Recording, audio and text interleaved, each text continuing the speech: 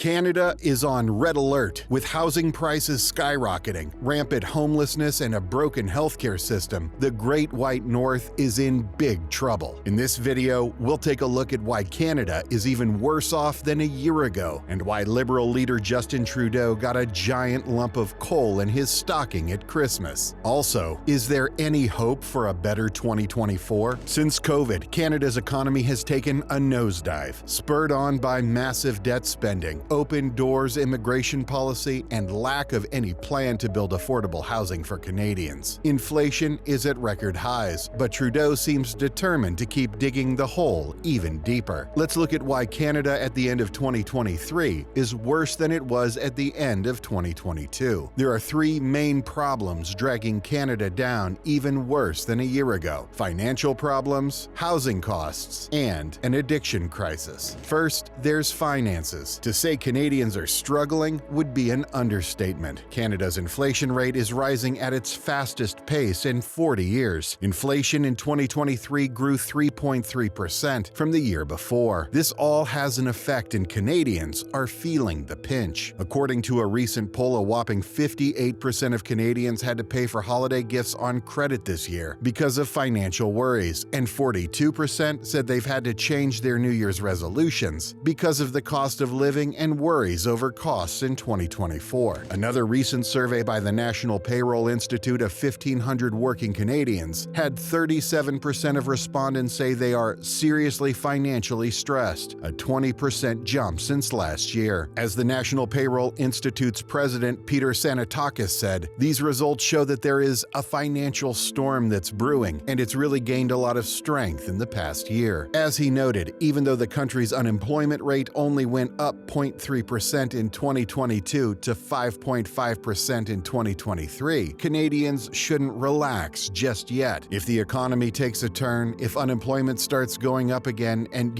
heaven forbid people actually lose their jobs or one of the household members does lose their job, then the financial situation could get even more difficult, Sanatakis noted. The NPI survey shows that saving money is harder now than it's been in over a decade. In fact, a staggering 63% surveyed said that they are spending their entire net pay to keep their heads above rising waters. Another 30% say they're spending even more than their limit and in debt or raiding their savings to cover basic living expenses. The survey finds that 66% of those who are financially stressed are living paycheck to paycheck, and 50% are overwhelmed by debt. This financially stressed group of Canadians also said that their money troubles are negatively impacting their well-being and the well-being and happiness of those close to them. It gets worse at work, with the poll showing 40% of respondents saying that their financial problems are having a negative impact on their work performance, and 20% saying they are taking more sick days to deal with the anxiety and problems they're having due to their financial stress. Even worse, high energy costs and food costs have hit working families especially hard this year, with 10% of Canadian households spending over 10% of their income just to heat their home or apartment. This spike in energy costs has a ripple effect in the whole economy, raising the price of goods and services even more and worsening the impact of inflation. Does this sound like a first world nation to you? Because it sounds like a nation in deep decline by any historical standard. Then we come to housing. Canada has a severe housing shortage, and homes and apartments are way too expensive to buy or rent for a growing number of people. In fact, Canadians face the highest housing costs as a share of household income in the G7 group of developed countries. Average rental prices in 2023 reached $2,178 last month, a 9.9% increase year over year from 2022. The average cost of a one-bedroom unit in October of this year was $1,906, up 14% from the same month in 2022, while the average asking price for a two-bedroom was $2,255, up 11.8% year over year. Vancouver is Canada's most expensive city for renters, with the average one-bedroom unit listed at $2,872 and a two-bedroom at $3,777. In addition to these massive prices, there's the shortage of housing as well. There's been no progress on making more housing available to Canadians in 2023, and in fact, the situation has gotten much worse over this year. Canada's housing crisis is simple. There is much less supply than demand. demand. With 500,000 immigrants being welcomed to Canada's shores every year under the Trudeau government, Canada would need to build 170,000 new homes every 3 months at its rate of population growth, and that's not happening. Housing markets such as Toronto have home prices that are expected to rise 6% to $1,198,012 on average. No political party looks set to actually solve this problem, and it's gotten much worse since last year. Where are regular Canadians supposed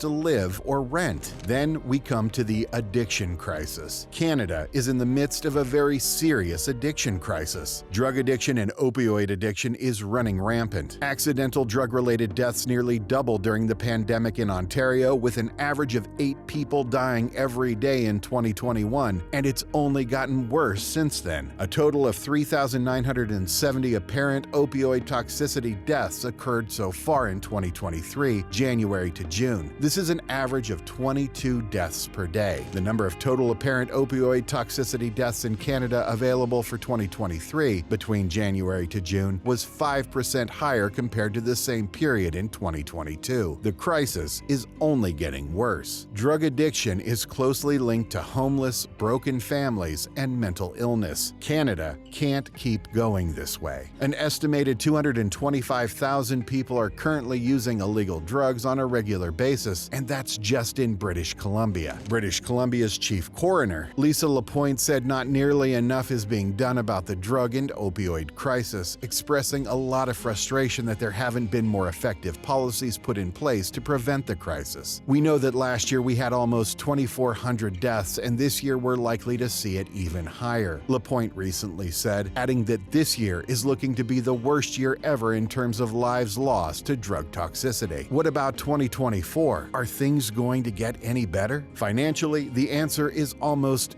definitely not. According to the Business Development Bank of Canada, real GDP is expected to grow by only 0.9% in 2024, with 1 or 2 quarters of negative growth early in the year. This is far from a rosy outlook for the coming year. As for any light on the horizon when it comes to housing, not even close. In fact, Canada would need 5.8 million new homes in order to get back to affordable houses by 2030, but the nation is currently on track to construct about 50% of that number, meaning prices are likely to stay extremely high and get higher. Some prices are expected to rise 5.5% more in 2024 to an average of $843,684 for a new home. Things are certainly worse than last year, but the even more dramatic snapshot is how much worse most Canadians feel since 8 years ago when Trudeau came to power. According to a recent poll done by Nanos Research and Bloomberg News at the end of 2023,